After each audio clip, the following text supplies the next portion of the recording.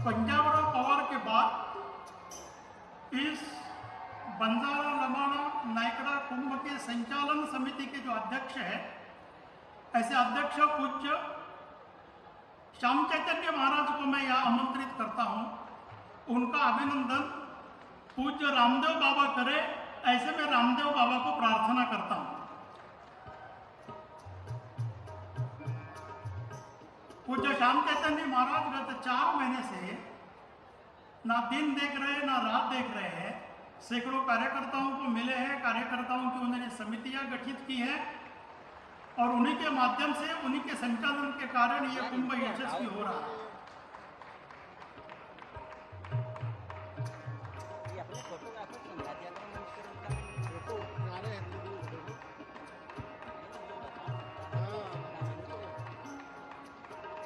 श्याम चैतन्य महाराज के बाद जामनेर के लोकप्रिय प्रतिनिधि और महाराष्ट्र शासन के मंत्री श्रीमान गिरीश महाजन को मैं निमंत्रित करता हूं।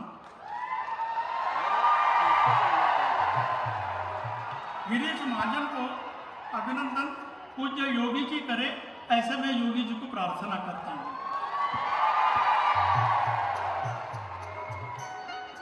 गिरीश महाजन यहाँ के विधायक भी है, लेकिन संघ के स्वयंसेवक है। गत 6 दिन से वो एक बार भी मंच पर आए नहीं थे।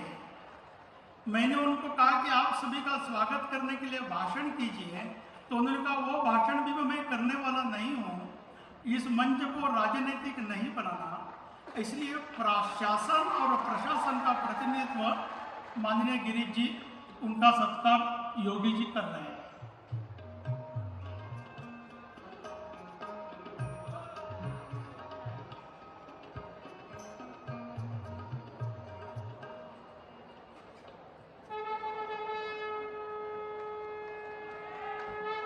इस छोटे से सत्कार समारंभ के बाद मैं सभी कार्यकर्ताओं का जो 6 दिन यहाँ रहे हैं और उनको घर से भी सारी मदद करने वाले माता बहनों को, सभी संतों को, आज हमें मार्गदर्शन करने वाले आए हुए सभी संतों का हृदय से अभिनंदन करता हूँ, उनका ऋणी रहता हूँ और आगे का कार्यक्रम हम शुरू करेंगे।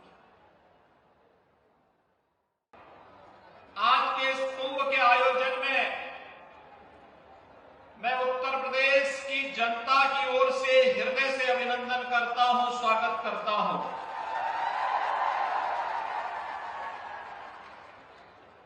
कुंभ का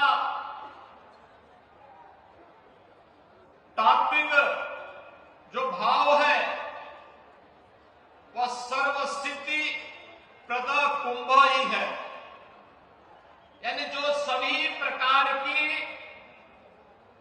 कामनाओं की पूर्ति कर दे, सभी प्रकार की सिद्धियां उपलब्ध करवा दे, वही कुंभ कहलाता है। और बंजारा कुंभ ने आज ये साबित कर दिया है कि अब भारत माता की रक्षा करने के लिए उसके पूज्य संतों, ऋषियों, महापुरुषों और क्रांति वीरों के संकल्प को अब धर्म जागरण के माध्यम से सिद्धि की पराकाष्ठा तक पहुंचाने का कार्य करेगा। और आज का ये समारोह इस बात का उद्घोष कर रहा है। भाइयों बहनों, हम सबको, हर भारतवासी को सनातन धर्म पर गौरव की अनुभूति करनी चाहिए। आज से 5000 वर्ष पहले हमारा पवित्र ग्रंथ इस बात का उल्लेख करता है, दुर्लभम भावे जन्म मानुषम तत्र दुर्लभ, यानी भारत में जन्म लेना दुर्लभ है और उसमें भी मनुष्य के रूप में जन्म लेना अत्यंत दुर्लभ है। यानी हम सब अत्यंत सौभाग्यशाली हैं कि विश्व मानवता को राह दिखाने वाले भारत की धरती पर न केवल हमने जन्म लिया है, बल्कि दुनिया के सबसे प्राचीन धर्म सनातन धर्म जो दुनिया के मानवता के कल्याण का मार्ग प्रशस्त करता है, उसके रूप में जन्म लेने का सौभाग्य हम सबको प्राप्त हुआ है। हम सबके लिए गौरव की बात होनी चाहिए। भाइयों बहनों, ये हमारे लिए इसलिए भी गौरव की बात होनी चाहिए।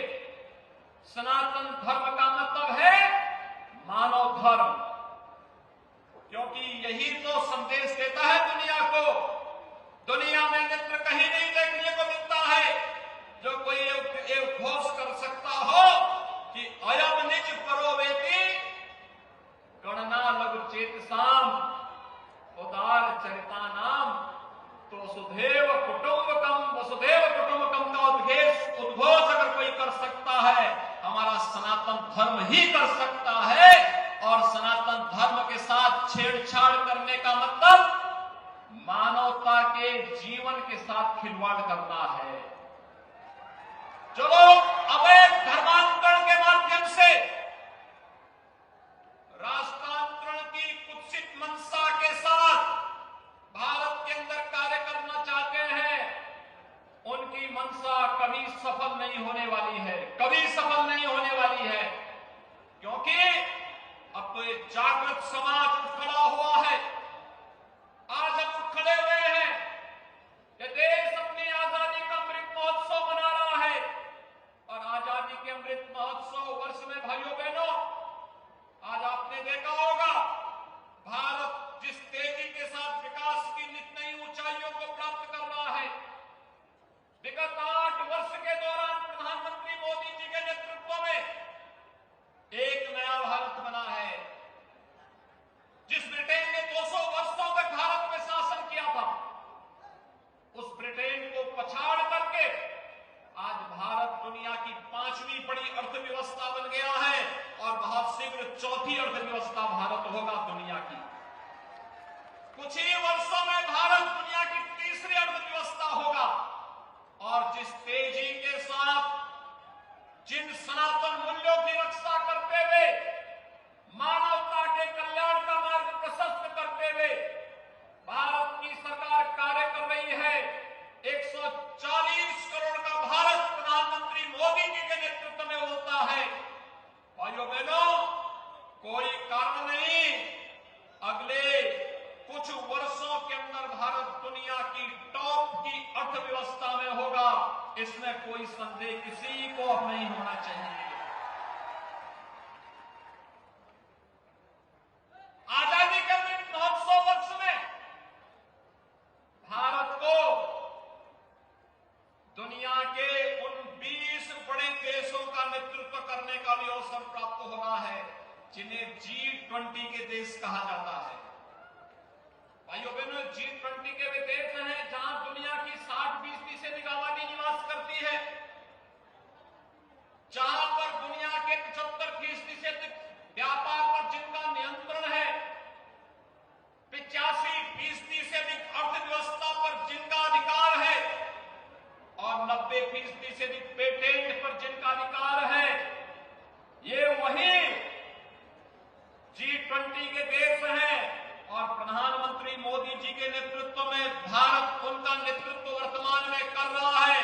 यह हर भारतवासी के लिए गौरव की बात भी होनी चाहिए।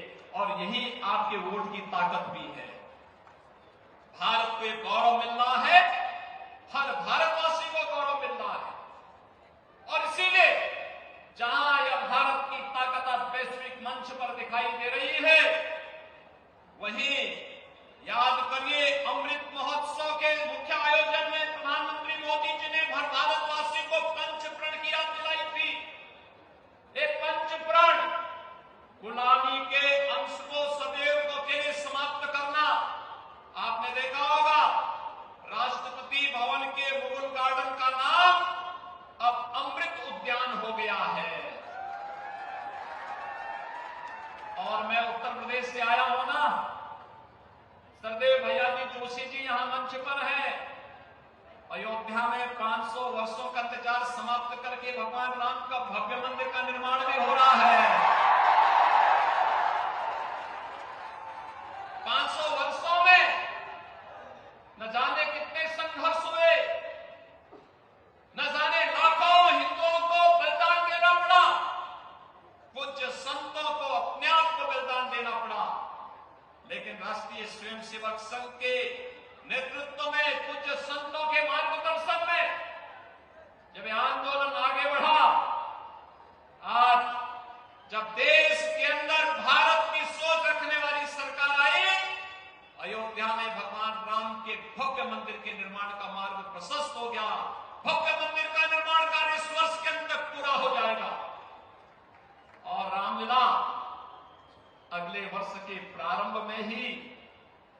अपने भव्य मंदिर में विराजमान हो जाएंगे। हर भारतवासी गौरव का अनुभव करेगा। काशी में काशी विश्वनाथ धाम पूरी भव्यता के साथ हम सबको अपनी ओर आकर्षित कर रहा है। जो पहले 5 फुट की संकरी गली थी, आज प्रधानमंत्री मोदी जी के नेतृत्व में 50 मीटर का चौड़ा गलियारा बन गया है।